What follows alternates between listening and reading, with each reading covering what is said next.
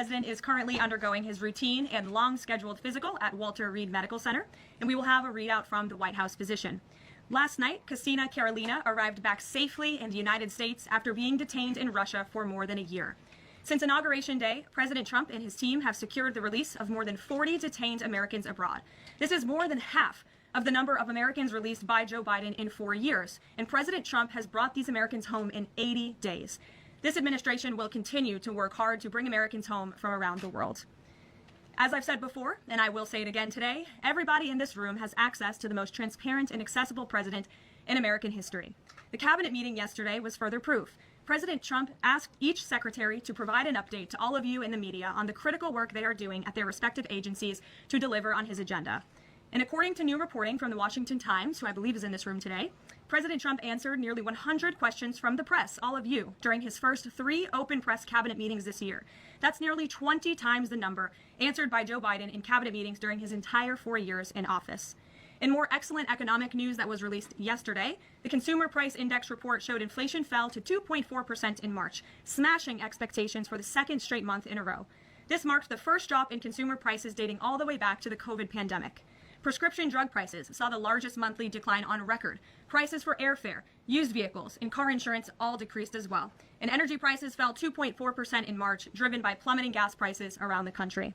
Also yesterday, House Republicans answered President Trump's call to move forward the budget resolution and officially set the stage for the passage of one big, beautiful bill.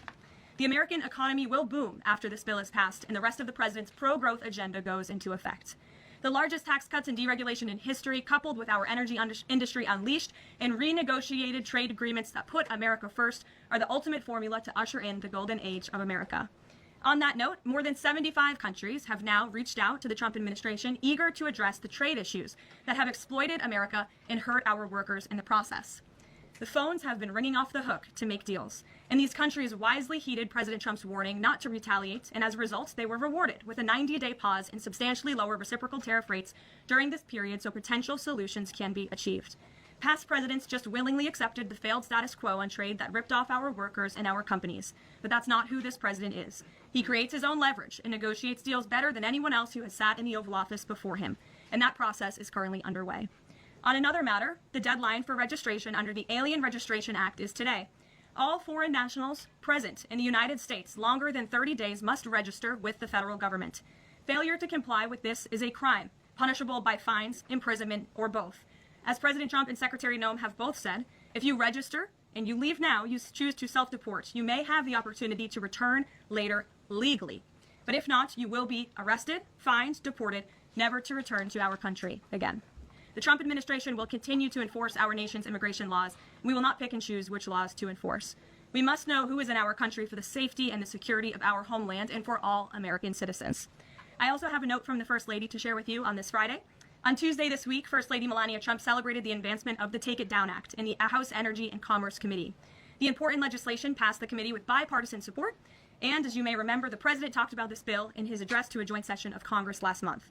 The First Lady remains dedicated to her championing child well-being, ensuring that every young person can thrive, and of course, championing her Be Best agenda. We urge Congress to swiftly pass this important legislation. Here in our new media seat today, we have Jordan Berman. Jordan is a social media content creator and influencer and a lawyer who grew up breaking down the news from a neutral perspective. Jordan is the host of her own podcast called Unbiased Politics, where she dissects the top stories from the week from a legal perspective. Jordan focuses on bringing back real journalism from a nonpartisan perspective and has mastered explaining complex legal decisions to a mass audience in the short-form context. Her 2 biggest platforms are TikTok and Instagram, where she has roughly 500,000 followers on each. With that, please kick us off, Jordan. And thanks to you. As you know, yesterday the House passed the SAVE Act, and many married women, soon-to-be married women, are concerned that the new voter ID requirements may inhibit their access to the polls. What assurances can you give women voters in America to ease their concerns? Sure. Well, the SAVE Act, as you mentioned, was passed by the House yesterday. This is the Safeguard American Voter Eligibility Act. I believe I'm getting that correct. And this act is a common sense measure. It would require proof of citizenship for voting in our elections. The Democrats have been fear-mongering about this bill, have been saying that married women, if their name has changed, they didn't change it on their identification, would not be able to vote. That is complete fallacy. There are outlined in the bill about how to avoid that. The president very much supports a common sense solution to ensuring that only citizens can engage in our elections. This is critical to improving the integrity of our elections and also the trust that American citizens need to have in our electoral process. So if the president supports this bill, and that is a myth that has been proven wrong by the text of this bill, and I believe some of the co-sponsors of the bill have been very vocal in addressing that. And certainly I myself, as a married woman, would not stand before this podium if the president did not support such a common sense measure. Thank you. For my next question, I actually want to give a voice to the American people. I sourced the question through one of my listeners. Her name is Bryn. She is from Oregon. And she asked, what, if any, plans do you have, the administration, for the money that will be generated by tariffs imposed on foreign goods? How will the administration facilitate the development of American industries when many critical components, labor, parts, etc., are much cheaper and more feasible from foreign entities? It's a great question from your listener, and I want to thank her for submitting it to you to ask. That's the part of the new media seat is so that everyday Americans across the country have a voice in this room. So thank you again for being here. Thanks for the question. The president's point about his trade and tariff agenda is to bolster our manufacturing industries here in our country, to bring down the cost of living here in our country, and to ensure that we are maintaining critical supply chains here in America. We cannot be dependent on countries like China if we want this country to be strong and wealthy. So the president wants to restore wealth to America by shoring up these jobs here at home, which will result in good paying jobs and higher wages for the American public. And so Americans should trust in that process. He effectively implemented tariffs in his first term while driving down the cost of living in this country, and that's what he's focused on doing against. Thank you. As a follow-up question, can I just ask, are there any specific ideas that the administration has as to what that revenue, specific tariff revenue, will be used for? Yes, to the heart of your question, the president has spoke about the trillions of dollars that he expects in revenue from tariffs and how we can use it to pay down our debt and to ensure that we are no longer faced with a crippling national debt in the trillions that is going to bankrupt our nation for future generations. So that money coming back home will make America in the green rather than in the red, which any small business owner across the country, I believe, can appreciate. Thank you so much. Thank you. Kelly. Tomorrow there will be negotiations between the United States and Iran in Oman. What are the president's chief goals for that, and is he satisfied with how Iran is responding to this? They don't want direct face-to-face negotiations, instead sort of old-school shuttle diplomacy where they're in separate rooms and messages are passed back and forth. So is the president comfortable with the arrangement there, and what is the chief objective? Well, I have spoken to both the president and also his national security team who will be engaged in these discussions. These will be direct talks with the Iranians, and I want to make that very clear. I also spoke to the president just last night about his goal when it comes to Iran, and he has reiterated repeatedly to all of you publicly and also privately to his team here at the White House, his ultimate goal and the ultimate objective is to ensure that Iran can never obtain a nuclear weapon. The president believes in diplomacy, direct talks, talking directly in the same room in order to achieve that goal, but he's made it very clear to the Iranians, and his national security team will as well, that all options are on the table, and Iran has a choice to make. You can agree to President Trump's demand, or there will be all hell to pay, and that's how the president feels. He feels very strongly about it. And can you update us on Mr. Witkoff in Russia and what's happening with direct communications with Vladimir Putin? I can confirm that Mr. Witkoff is in Russia to have direct communications with the Kremlin and with Vladimir Putin. This is another step in the negotiating process towards a ceasefire and an ultimate peace deal in Russia and Ukraine. As these negotiations are ongoing, I obviously will not get ahead of the president or his team, but I think the president has been quite clear that he's been continually frustrated with both sides of this conflict, and he wants to see this fighting end. He wants the war to end. We believe we have leverage in negotiating a deal, to a peace deal, and we're going to use that leverage, and the president is determined to see this through. Sure. Thanks, Caroline. President Trump has said China wants to make a deal on tariffs. The president says he has a great relationship with Chinese President Xi. He's willing to speak with him directly. Why doesn't the president just pick up the phone and get this ball going? All of the things the president just said are true.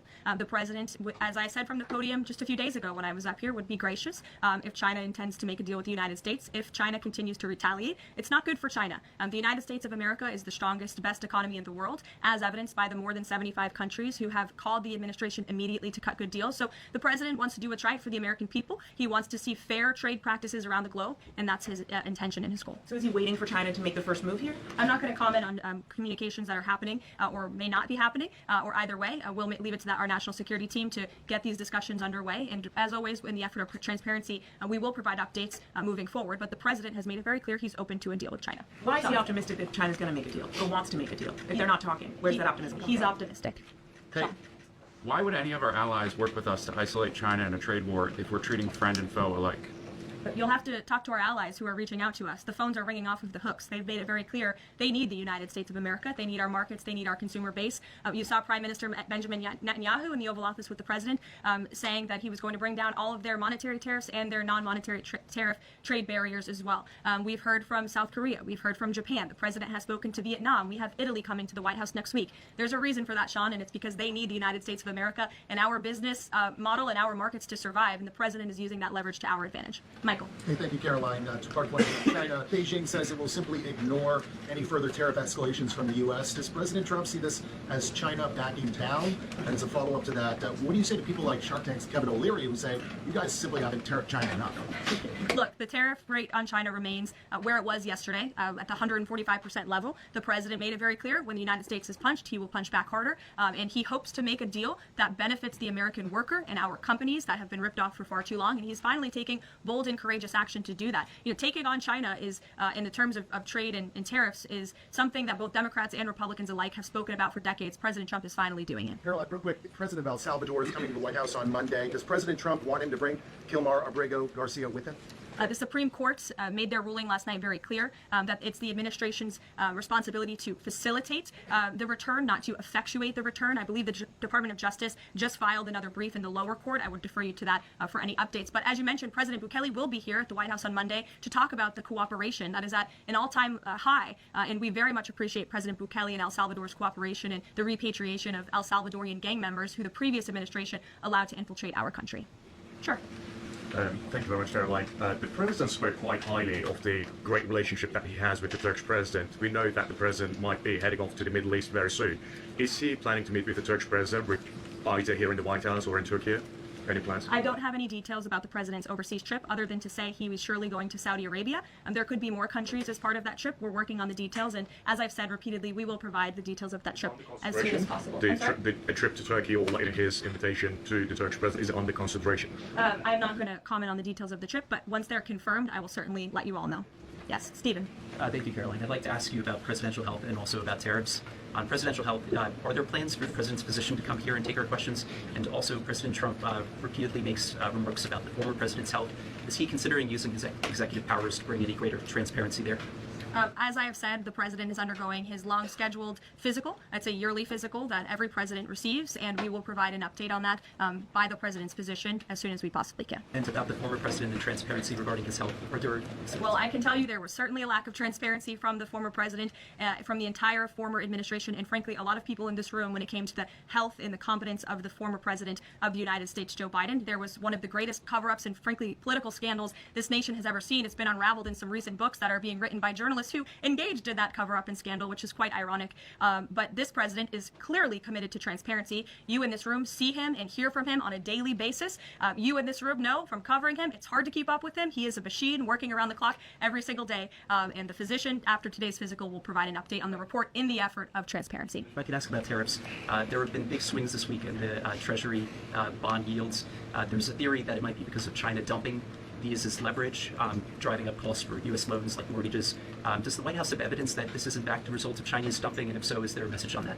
Not to my knowledge, but I would check in with the Treasury Department on that. I can tell you, I know our Secretary of Treasury, Scott Bessent, is keeping a very close eye on the bond market. He spoke about it at the White House this week, and I know he's keeping his eyes on it day to day. Ed. Thanks. Thank you, Caroline. So the administration, I have administration sources telling me that we're weeks away from the first deal with the country over tariffs. Where is the administration? How soon can we see that? And what country is that, the first one? I won't reveal or get ahead of our trade team as these negotiations are obviously ongoing, but I can tell you very good progress has been made.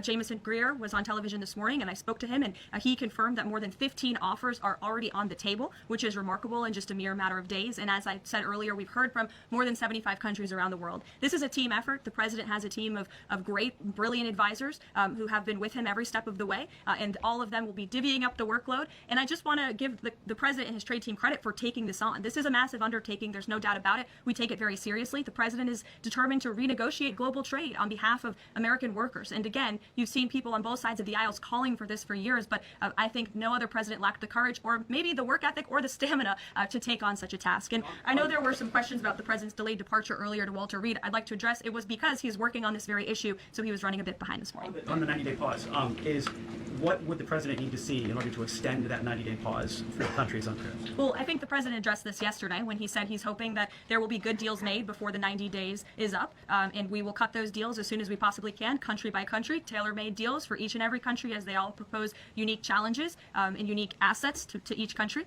advantages rather. And when that 90-day mark hits, the president will make that decision then. Why is American consumer confidence so low? Look, I think there's a great optimism in this economy, great optimism for the American people, a lot of reason for people to feel optimistic. The president is, as I just said, trying to renegotiate the global trade agenda that has ripped off the American people for far too long. As he said, this is going to be a period of transition. He wants consumers to trust in him, and they should trust in him. Look at what he did in his first term. And I just want to reiterate all of the reasons to be confident since you asked, Jeff. For those watching at home, yesterday the CPI report, inflation declined massively. Consumer prices are dropping for the first time in years. Energy prices are down. In fact, oil prices are down 20% since this president took office. Wholesale prices fell again. There have been trillions of dollars in investments into this country. Every day the president is signing executive orders to cut regulation, especially when it comes to Environmental Protection Agency, our energy industry. That's going to unleash the economic boom in this country that we saw in the president's first term. So trust in President Trump. He knows what he's doing. This is a proven economic formula. What is he asking of Americans at this time? He talked about transition costs, transition problems. Is he asking something specific for Americans to do? No, I think the president is asking for Americans trust in Trump, as I just said, trust in his economic agenda and formula. It's a proven formula that works. And by the way, clearly the American people do in fact trust him because they did just overwhelmingly elect him to this office. Jennifer. Sorry. Is he going, I'm asking about the physical, is he undergoing any general anesthesia, and can you outline any of the other tests that he's doing today? He is not. He is undergoing quite a few tests, imaging. Again, it's a it's a yearly physical, so there's quite a lot that goes into it to make sure the president is accomplishing all of his goals, and we will provide a readout of that as soon as we can. And will you be committed to releasing all of the results, as many of the results as possible? Of course, yes. The president's physician will do that. I spoke with him this morning. Sure. Will you guys also consider releasing the president's fitness plan? He actually looks healthier than ever before, healthier than he did 8 years ago, and I'm sure everybody in this room could agree. Is he working out with Bobby Kennedy, and is he eating less McDonald's? I can confirm the president is in very good shape, as you see on a near daily basis here. And in that vein, thank God it's Friday. It's been a very long and busy week here at the White House. We will see you all on Monday, and we will release the results of that report as soon as we can. Have a great weekend, everybody.